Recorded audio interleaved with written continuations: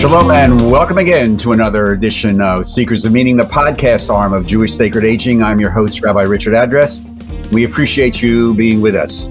With these podcasts, we hope to explore some of the issues that touch us, our families, and our congregation regarding the revolution in longevity that is helping to restructure our entire Jewish world.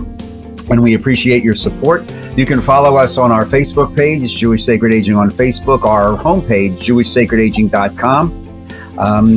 If you'd like to send us a message, some comments or concerns, just address it to me, Rabbi Address at jewishsacredaging.com.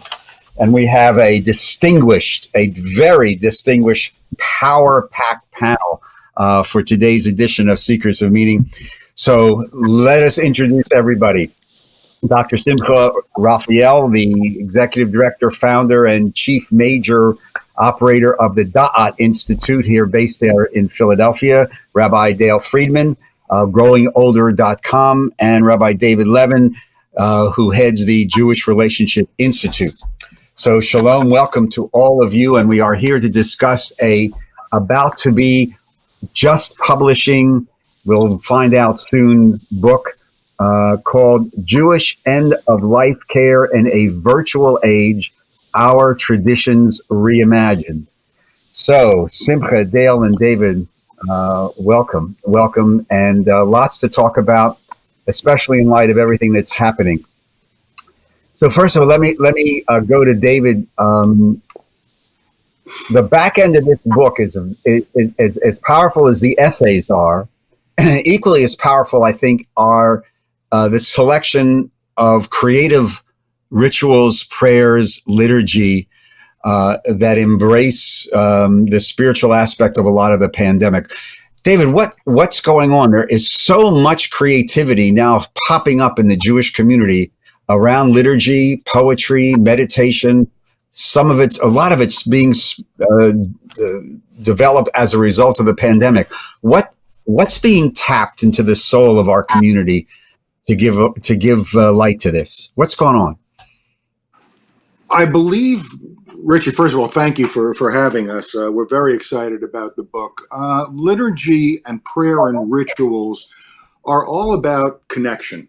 I mean, that's at the heart of why we have these things. They're manifestations of us trying to connect mind and body and soul and community.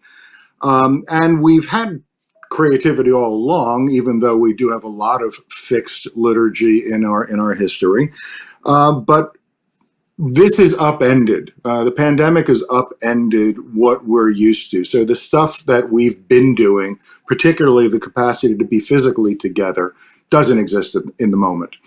And it's allowed us to really become interested and focused on what are the values that our liturgy and our prayer and our ritual are trying to connect us to. What's at the essence of the wisdom tradition? And we're going deep. We're in a moment where we're intensely feeling something thrust upon us. But these are also people who are very aware of our tradition, are the scholars who have contributed to this volume. And they're able to navigate and reflect and be in the moment and pull from the tradition as well as pull from the personal experience. And I'd look directly at what Reb Simcha did as a piece of poetry / liturgy. You'd think about the prayer that we normally use when somebody has traversed illness, but Simcha, having experienced illness, came up with an intensely personal representation, going really to the heart of himself, as well as what that prayer is trying to convey. And that's the unique moment that we're in right now. It's not theoretical, it's not hypothetical. We are in the process of creating this, some people might say, building the airplane as we're flying. But we're doing it with incredibly skilled people. No, it's just fascinating because we do a lot of work with new rituals in Jewish Sacred Aging. We just had Alden Solovey on 2 weeks ago for his new book, This Precious Life. And he was talking about some of the same phenomenon that's working in his personal life, being isolated in Jerusalem. So, and I would urge people as they get a hold of this book to pay some pay attention not only to the essays, but really some of the liturgy that comes in the back end of the book.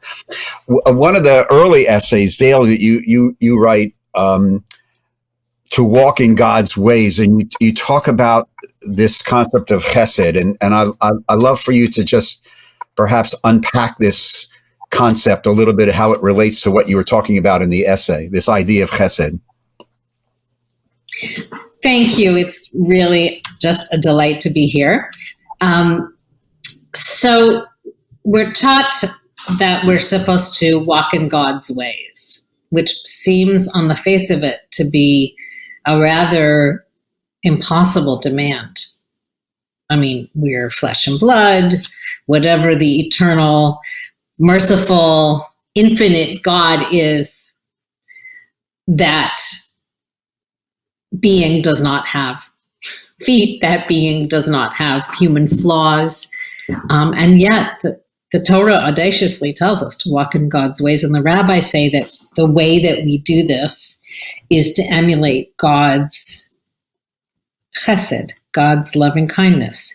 As God comforts the mourner, so shall you the mourner. As God visits the sick, so shall you visit the sick. So in our extending beyond our finite selves, in acts of caring and connection, we are walking in God's ways. We are manifesting the divine in this world. And in this time of isolation and fear and loss and trauma, it's more important than ever that we figure out what is the technology, if you will, by which we can walk in God's ways. And that's for us as rabbis, chaplains, clergy, spiritual caregivers, volunteers, healthcare professionals, and also for family members. How do we extend our hand? A famous passage in the Talmud says that the person who comes to visit this person who's sick says, "Give me your hand." Well, how do I say, "Give me your hand," when you're on a screen opposite me and not 2 feet away? Give me your hand. What does it even mean to extend caring? And that's really a significant piece of what this book and some of the contributors have grappled with. So Simcha, you talk about in one of your pieces that we're being called to authenticity, and you write about the cyber synagogue. Rabbi Simcha Weintraub writes about Cyberia, Cyberia, which I thought was really cool. Talk to me about, Simcha, what you mean in this cyber synagogue world, and if you could also just give us a little bit of an insight as to what the motivating factors were was the genesis of this book, and then talk to me a little bit about this challenge that you're talking about, the cyber synagogue and being called to authenticity. So, like David and Dale, I want to thank you for your graciousness to invite us here. And I want to say something about Cyber Synagogue. Next week is my mother's yahrzeit. So a year ago, I was thinking, do I want to go to that congregation? This congregation starts at that time. They have a nice chazanit who plays the guitar. I know people here. So it's always been a geographical decision. For next week, I have to figure out which URL I'm going to need to go to which synagogue where. And I can do it on West Coast time. I can do it on Israel time. There are some communities in Israel. So these days, particularly with regard to Yizkor services and St. Kaddish, it's not happening in the synagogue. It's happening in the cyber synagogue. And a lot of our rabbi colleagues are really working very hard to figure out how you make services and how you make resources of community available to people when basically it's looking at Hollywood squares on a screen. So one thing that's going on with regard to the end-of-life care rituals is that they are migrating from the congregational setting, the deathbed setting, the community setting to at-home Judaism, somebody else spoke about. And so that was kind of the initial impetus for this book. Right after Pesach, I called one of my friends. I said, "How you doing?" She said, I'm so tired. I just did a Zoom funeral. I just did a Zoom Yisker service." She said, "We need a virtual rabbi's manual." So I have been writing in this area, and Dale has been working in this area. Dave and I have been collaborating. So I invited both of them to think with me on how we can create not just a virtual rabbi's manual, but for caregivers, mental health professionals, for clergy. What do you need to know about some of these issues that we're dealing with, from the A to the Z, or from the Vidui to Yisker of the Jewish end-of-life traditions? And so we put together 15 essays and I guess about 8-9 pieces of supplemental liturgy in the appendix. And it just came into being. It kept us busy during the time of social distancing. We never met together face to face in 6 months of working on this book, other than on the computer. So, well, yeah, the whole cyber, we just about, which is January. So end of November, beginning of December, we had one of the podcasts had a couple of our colleagues and actually our producer, Steve, who was the tech advisor to his synagogue, really talking about what this transition into a virtual cyber synagogue meant during the holidays, but more importantly, what the implication is going forward. And I do a lot of work, as you know, with synagogues, and basically this is the way of the future. And any congregation that thinks that they're going to go back to the way it was in January of 2020 and think that's the way it's going to be will probably be out of business within 5 years. But so you talk about simply the migration. I think that's the word you use, of end of life rituals into a different framework. And there's this fascinating essay in the book of the Tahara Rukhani. The Tahara Rukhani. Walk me through, one of you, what this is, and the trend, and that migration from the Chevra Kadisha room, let's say at the funeral home, to the screen. Well, let me start, and we'll see if either of my colleagues want to add. Pastoral care you could minister face-to-face, or you could still be present for people through a screen. Washing and purifying a dead body and dressing it and preparing it for burial, I think that's a little trickier in some ways. So Richard Light, whom you know and who's been doing work with Tahara for a long time, has created this kind of spiritual Tahara. It may be that something might be going on in the funeral home or not, but it tries to get to the rituals that are done with a community of 4 to 6 people. Will often do a Tahara, and they will do certain kind of prayers and certain kind of ritual washing and dressing of the body of the deceased.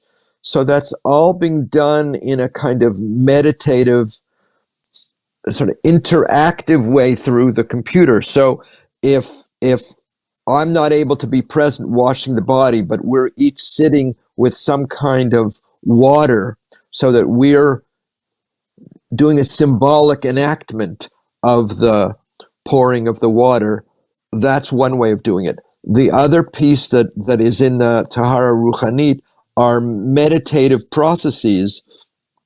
The garments that are used for dressing the body of the deceased are said to be representative of the clothes that the Cohen Gadol, the high priest, wore. And so Richard Light has developed these very appropriate meditations that the group will do as a whole of visualizing that, all the way to visualizing placing the body of the deceased in a casket. And I haven't tried it, and I'm still alive, so nobody's done that for me yet.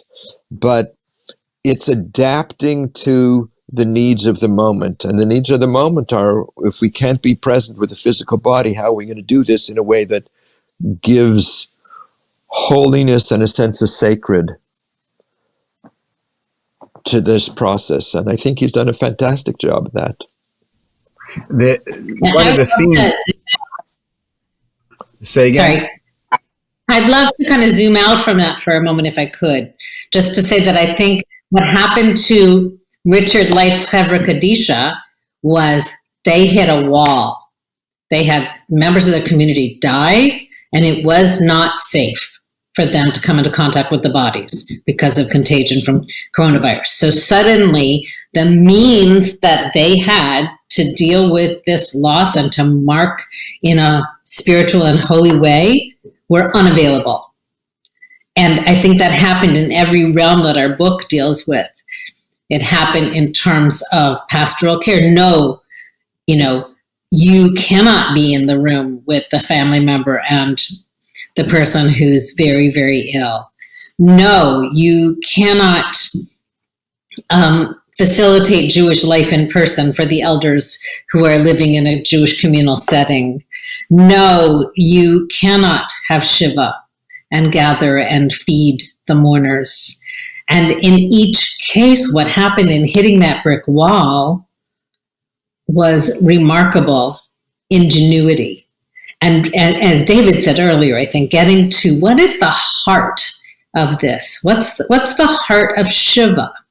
Well, it's not, as Ann Brenner says in her chapter, just the bagels and the hugs that we all miss so much, particularly the hugs, but it's being present, listening, witnessing grief, sharing stories, and it turns out we can find other ways of doing that. And I think just as this Ruchanit, the spirit, the Tahara Rukhani does that with the rituals of preparing a body for burial, that's really what our authors are sharing in each domain, is how can we develop new tools in our toolbox to accomplish the, as we say in Hebrew, etzem ha'inyan, the heart of the matter of accompanying those who are dying, their family members, their community.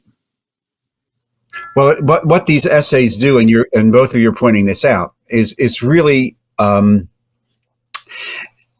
if you take a step back and you take a look at the material in the book, it's an insight into the adaptive process of the Jewish tradition. And, historically, and we've all taught this lesson into groups, that the secret, as my teacher, Dr. Rifkin, of blessed memory, ingrained into us at the seminary, is that one of the reasons we've been able to survive is because Judaism had the unique ability to adapt to new circumstances and create new ways of adapting tradition to these new circumstances. And in truth, the book, Jewish End-of-Life Care in a Virtual Age, Our Traditions, and you use it, Reimagined, is exactly a textbook in many ways. As I read this and read through it, that adaptive process was really that's at the heart in many ways of what this book is really about. So as opposed, in addition, as a teaching tool for colleagues, chaplains, etc., I think that's one of the messages that at least came to me and resonates within the tradition.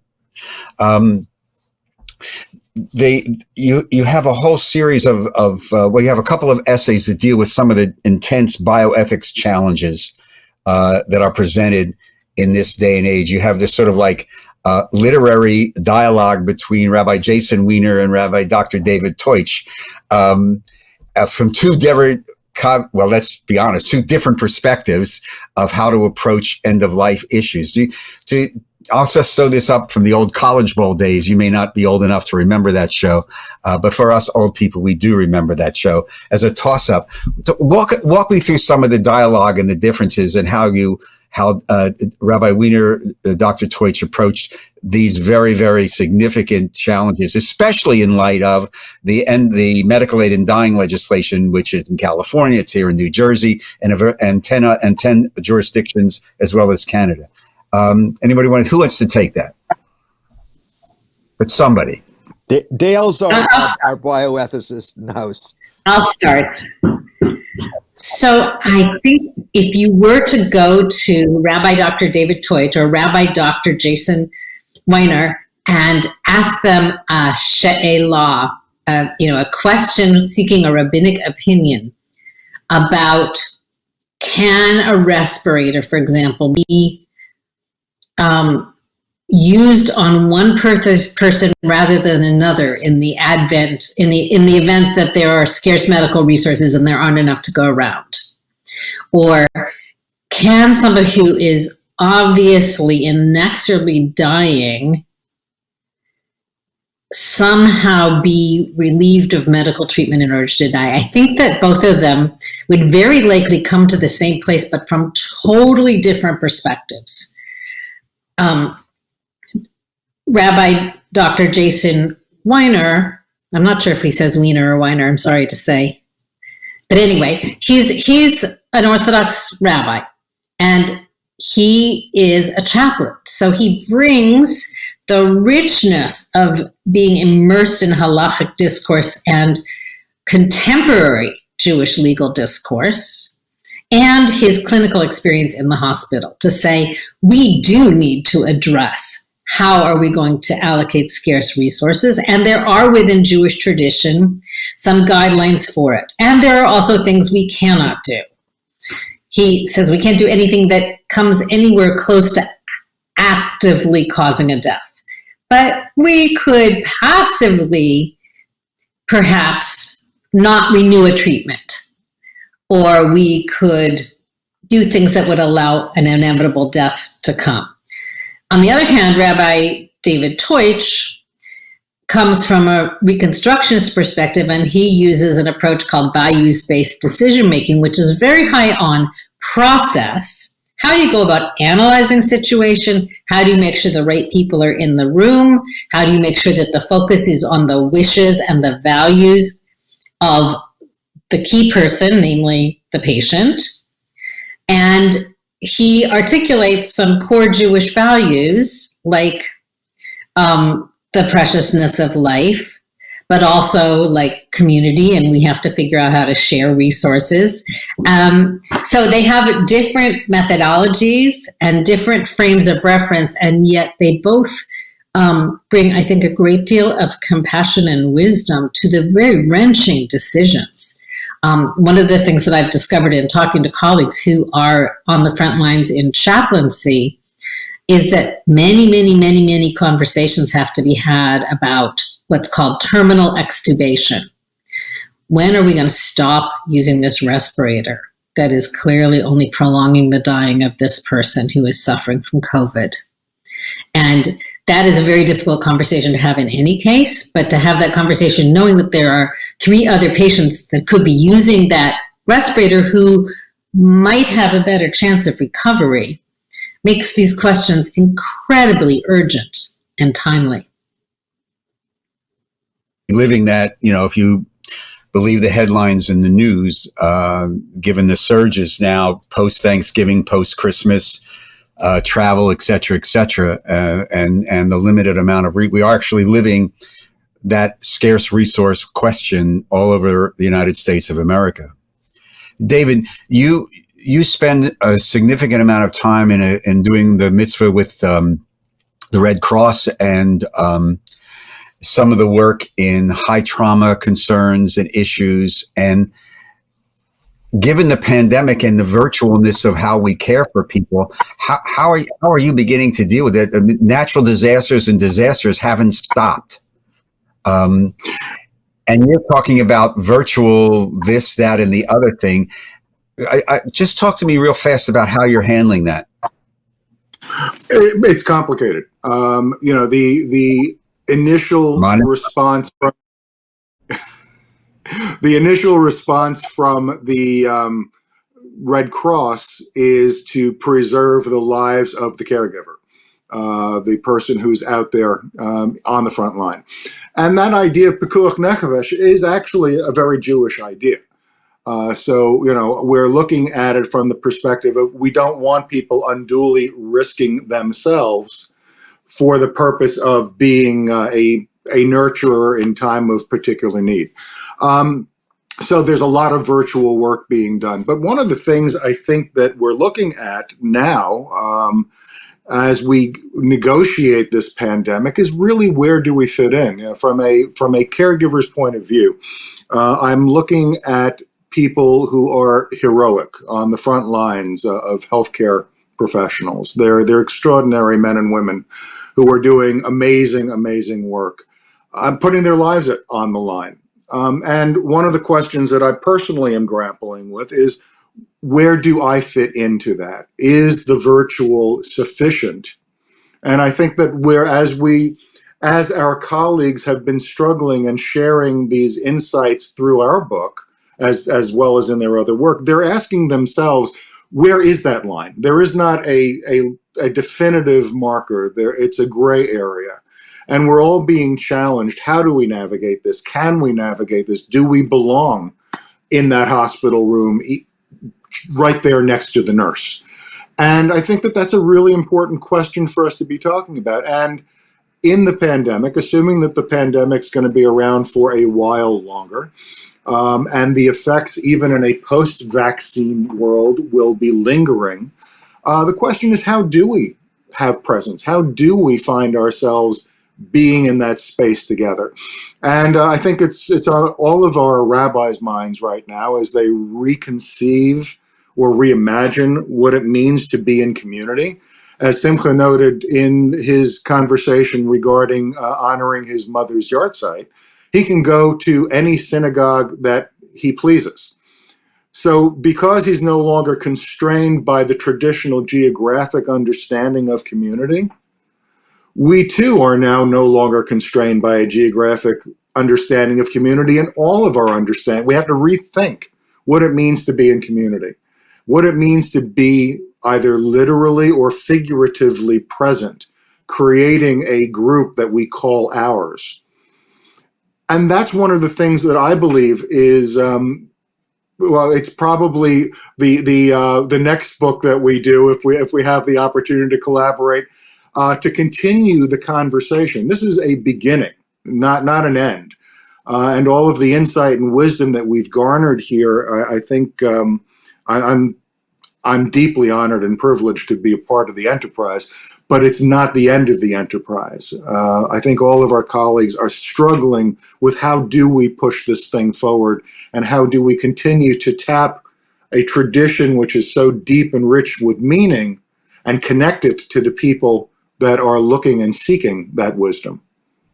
So let me follow up with that and throw it up into the panel. How do we deal with this virtual spiritual care? All of us who are trained to be present, but now in many cases, we can't be present.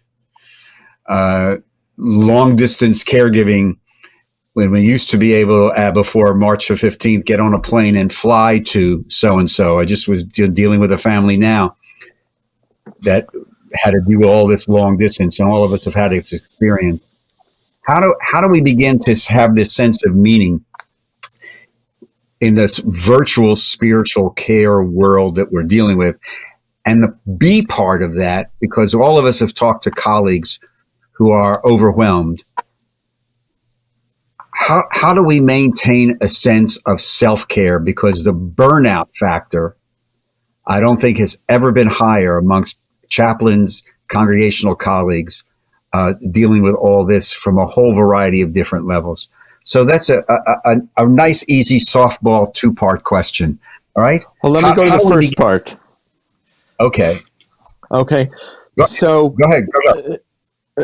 So when we asked our authors to write, we said, we don't only want to know what you're doing, but we want to know the long-term potential implications and applications of this cyber synagogue, of this virtual end-of-life care. And so people are reporting, oh my God, at the funeral there were people from all around the world popping in.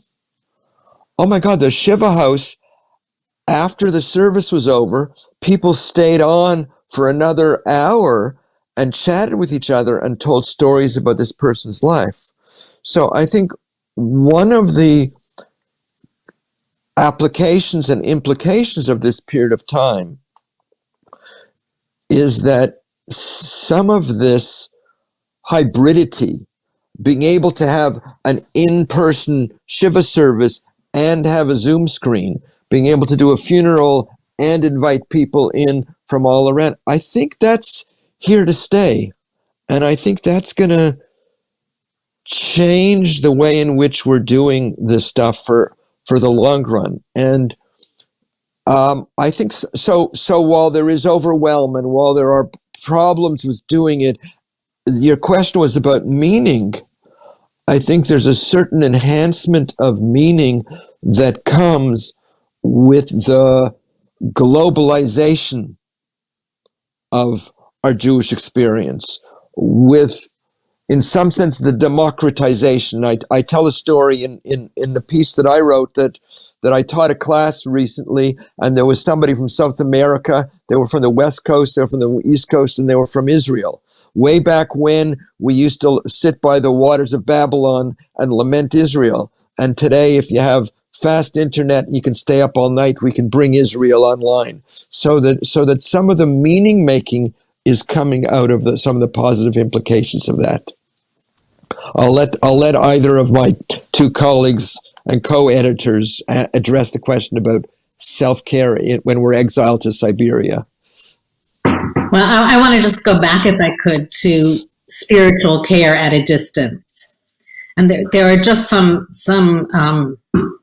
accounts in the book from our authors that I'll never forget. For example, Rabbi Michal Springer, who's a hospital chaplain in the epicenter of COVID in New York City, writes about a wife who asks her to help support her to not listen to the doctors who say there's no hope for her husband. And she promises the wife that she will pray for this man, but she cannot go into his room and pray at his bedside. So she stands at the window of the room and she's praying. And she thinks, how could I possibly be praying at the bedside divided by a window? And she is shocked to realize that she's praying with him and that her prayers are not only having an effect on him and on his wife who's on the phone, but also on the staff members who are caring for this man who themselves feel buoyed by these prayers and who Rabbi Springer imagines are carrying those prayers with them as they go in to care for the man. So that is one just staggering example of how the capacity to accompany can happen even when there are barriers that would seem to be insuperable. And that's because spirit is not limited to a physical location. And the other story that I was thinking about was just the impact of deathbed vidui prayers, deathbed confessionals, where the family member is separated from the person who's dying, and the chaplain, in this case, Chaplain Malcolm Middleman, who wrote about end-of-life care for elders dying during the pandemic, said that she is physically often present with the person when their family members can't be, and yet having a video conference or even a telephone call in which people get to say their last words and to share prayer in that incredibly infinite sacred moment of crossing over is deep and comforting and real. So I'm I guess I want to just say that I'm really heartened by what's possible at a remove. And the other side is, of course, the cost to the caregivers, which is massive. And Rabbi Simcha Weintraub's chapter on being exiled to Siberia and what can we do to care for ourselves is incredibly important. And he points out, of course, that and that it's not optional. And Rabbi Josh Lesser, who wrote about mobilizing his congregational community during the pandemic, said that he happens to be in Atlanta, so they're near the CDC, and they have all these wonderful public health professionals in the congregation. So they created a task force for COVID-19, excuse me, of healthcare professionals in the congregation, and they set some priorities. And the priorities were, number one, keep the staff and clergy healthy. Number two, keep the congregants healthy. And number three, address health in the wider community. So Rabbi Lesser writes about how that priority set by the committee was an incredible teaching for him, because he thought, who am I to be worried about my own health and well-being? And because of the way in which that priority had been articulated as a communal priority, that the caregiver, the clergy person, the spiritual caregiver, must take care of herself or himself or themselves in order to be able to foster the well-being of the community. We often think about self-care as kind of a frill, like I'll get to it when I can, but no. And Rabbi Lesser, some of the ways that he's engaged in self-care. His chapter talks about, there's a great image that he writes about a spiritual scaffolding, which I thought was a tremendous image when you think about it, about the scaffold allows new work to take place and also supports that which was done and allows you to transition to something else. And that's really part of the self-care too, which we really do forget about. Listen, before we run out of time, we're going to start to run out of time. I do want to raise many other issues, but something that we come across a lot of, and I know all of us have come across, and I know all of our colleagues have come across. David, I'll start with you on this one, and that is, how do you think we as the community are going to be able to deal with this displaced grief? We have people who have lost people. They may not have gone to the funeral of a spouse, God forbid, a child, a parent. I know I've done funerals where the family has said, we just don't want to Zoom shiver. We're going to wait. We're going to wait. But they carry this grief. Okay. It's this displaced grief, which I think is going to hit us overwhelmingly when all this thing changes, whatever.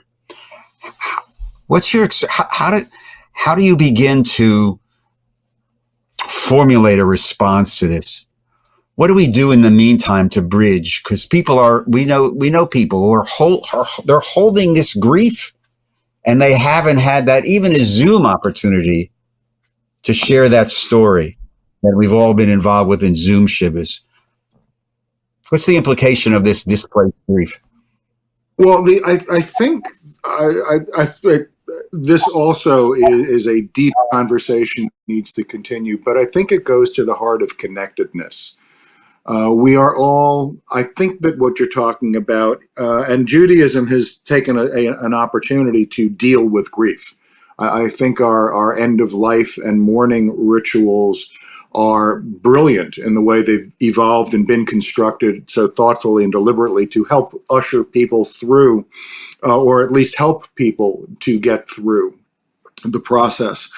So one of the things, by the way, that goes back to Rick Light's virtual Tahara idea that I found interesting, if I zoom out, puns intended, is that the Chevra Kadisha, which is doing this holy work, is a group that has found a way to tap into the mystical issues as well as the more practical issues of caring and honoring the body.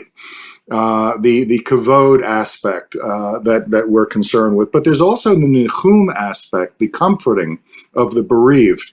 And here's an opportunity where we can find some solace. In a lot of my work, I hear when death occurs and I'm called in, one of the emotional responses is, he's alone in there. I don't want him to be alone. Dad is alone in that cold place. It's a very interesting emotional response. And I think what's happening in the virtual Tahara is that the person who's grieving has the assurance that indeed, at least on a psychological level, on a spiritual level, on a deep emotional level, their father is not alone, that we have figured out a way to be there with them. And there's an opportunity there to see comfort. Similarly, I think our opportunities for community are another way for us to engage the grieving process. We don't do a really good job talking about death, dealing with death in American culture, but we do an extraordinary way of handling death and comforting each other in Jewish culture. And hopefully, as people look towards the tradition and look towards the clergy that is blessed with knowing about the tradition, they're able to make those connections which make them feel less alone. The unveiling is another thing that pops to mind, with people being denied the opportunity to properly bury their loved one. The opportunity, hopefully, when we can get back into, at least in a physically distanced gathering, we can use the unveiling as an opportunity to amp up the experience in a way that was in some respects denied because of a virtual funeral or even a non-funeral or just one or two people attending the funeral. So there are opportunities for us to connect. I think the art site may be another opportunity for us to connect with family and friends and do the kind of thing that we're talking about, recalling in the virtual shivas, recalling stories and sharing and making those or expanding those rituals as ways to connect with others. We don't have to do that or any of this alone. And what our colleagues have demonstrated is that there's this incredible creativity going on to help people overcome that sense of aloneness. So on that note, which is a good note to end on, this idea of creativity and embracing what may be in the future, I want to thank all of you for your contributions and the time and friendship. Most of all, I'll be honest with you, just friendship and the ability to work with you. Again, the book, now available, or very soon available, Jewish End-of-Life Care in a Virtual Age, Our Traditions Reimagined. You know something real fast before we end? Is this going to be in print or just online? Publisher is Albion Andalus, and they will do a print version, and they'll also do an ebook. To all of you, to Dr. Simcha Raphael from the Da'at Institute, Rabbi Dale Friedman from growingolder.net, and Rabbi David Levin from the Jewish Relationships Institute. Ladies, thank you very, very much. Really, Dale, Simcha, David, continued success, continued joy, but most of all, just stay healthy, stay safe. Thank you very much. Good luck with the book. Thank you. Thank you. Thank you. To all of you, I want to thank you again for being a part of today's edition of The Seekers of Meaning, the TV show and podcast arm of Jewish Sacred Aging. Remember, we're now available on the Roku network. If you don't know what that is, get a grandchild or a 10-year-old. They'll hook it up for you without any problem. And again, we welcome your comments and suggestions. You can email them to me, Rabbi address at jewishsacredaging.com. We invite you again to visit our Facebook page, Jewish Sacred Aging on Facebook. And if you'd like to make a tax-free donation to allow us to help continue our work, You can go to the website, jewishsacredaging.com, and click on the conveniently located Donate button. Seekers of Meaning is produced at the Broadcast Center of Lubetkin Media Companies in beautiful Cherry Hill, New Jersey, and a big shout out and Toda Rabah to our producer, Steve Lubetkin. Thank you for joining us. I'm your host, Rabbi Richard Address, and I look forward to greeting you on our next edition of Seekers of Meaning, the TV show and podcast arm of Jewish Sacred Aging. Toda, Lehitraot, stay safe, stay healthy, everybody.